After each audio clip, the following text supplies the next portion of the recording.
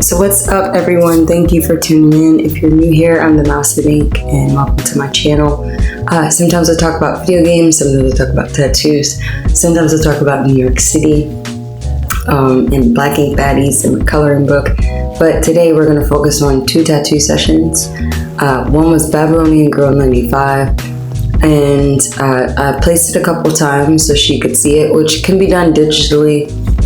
But because it was so sudden for the session, it was like she deposited and the next day got a tattoo, which for me is, I used to just do this all the time, be more spontaneous and allow people to book appointments like this, but it hasn't always gone as pleasant. So I prefer if someone books 2 weeks in advance so that we can do all this before. So I don't have to place it this many times. I placed it about 4 times. I drew it up 16 times. And I only used one of the stencils, but it's just good to have that muscle memory. And I didn't mind placing it as many times as it took. It's small. It's not like it's a half a sleeve, because I do want to clarify. If someone's getting like a half a sleeve from me, I'm not placing it on you 10,000 times. That again has to be in advance booking. It's not as small. Something like this is gonna run you $100 with me. That's my minimum. And I say if you come to me, if I go to you, I do charge a travel fee. So yeah, this is the script of Danny Ocean. He's an artist from Venezuela. She went to his concert and she did another meet and greet, and she was able to get his signature. She was so excited about it.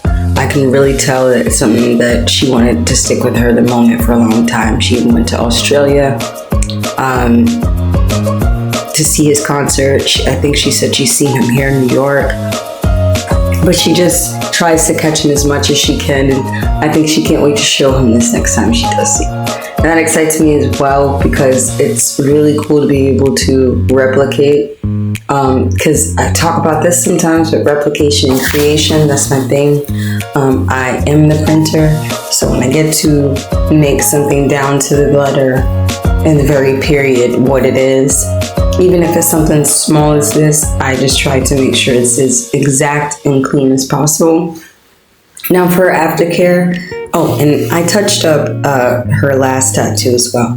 I do this free of charge depending on the detail, the size, and everything for the tattoo. I'll touch up your older tattoo. But the main thing for me with this session was how much she loved it, how much she approved of it, and how excited she is already for her next session. That was validation for me. A lot of people might, feel some type of way because I am doing this in my home. I want to start by saying I can go to a shop. I can go to a tattoo parlor, and I can go, and by tattoo parlor I mean like more private studio, and I can also go just randomly to any place that will accept me to tattoo and tattoo. So my thing is, I've learned over the years that I'm more comfortable in my environment because there's too many questionable variables in other environments. Most recent studio that I went to, I'm not happy with the experience as far as like money wise. I feel like people are very money hungry right now, and I am not putting myself in a position to feel downgraded, to have to downgrade the tattoo or change things or let other artists or a manager manipulate my designs for their convenience. It's just all getting fishy right now, so I'm sticking to myself in my environment, and that's okay. It works for me. It does not work for everyone. Everyone should not try this. I've had a tattoo apprenticeship years ago in 2015. It was a consecutive one from 2012 till 2015, where I first got licensed at New York Health and Hygiene here in New York, which is not the state I was born. It's not the state that I lived my childhood through. Do you get what I'm saying? So that in itself was a feat, and a lot of people will get upset and they'll say, well, you're tattooing at home, you must not have your certifications or your tattoo license. No, that is not the case. Actually, trust me, like, mind your business. That's not the case. Actually, I'm a very young female, black female tattoo artist, and I live in one of the most dangerous cities, and I'm not traveling with extremely expensive supplies. I've learned my lessons with traveling with my technology. It's the reason that I have a travel fee. Not only has it gotten incredibly more dangerous in the city due to gangs, excessive homelessness, excessive drug use from people, it's just dangerous. So when she can come here, she can listen to her Danny Ocean and get her Danny Ocean tattoo safely. That's more priority, and it's far less costly to come directly to me. And with all this being said about the city, don't be scared of the city. I've had someone come from Italy and they came straight to my apartment. Yes, they came straight to my apartment. Insane. I've also had people come to Arts Inc. from out of state and to Black Ink Brooklyn from out of state, which is, again, I try to tell people they should be more humble, but it's when you don't have those attributes and characteristics that I look at your maturity level and I look at your experience level, and I have to take a step back. So again, another spontaneous piece. This time it's kind of like a devil angel or devil cherub.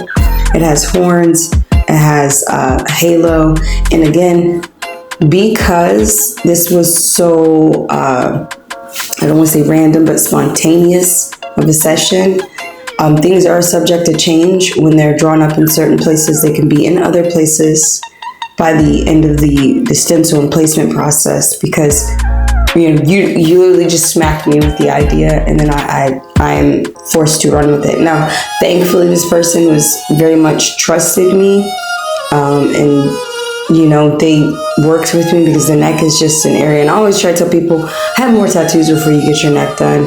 But I could tell this person was serious about it, because when they came in, they told me what they was gonna buy versus what, getting a tattoo today. And I said, that just sounds like a way mature decision to get a tattoo.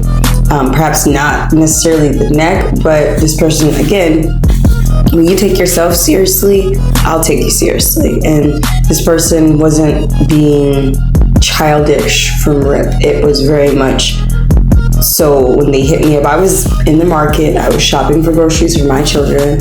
My husband's not feeling well, so it's one of those things where, do I have time? Like, honestly, I have to ask myself, like, do I have time to work on this person? And when I told them yes, I just prayed instantly, like, please, Lord, have me do this session really nice for this person. And it worked out. They really loved their piece. Another successful session. This was my first session ever with this person.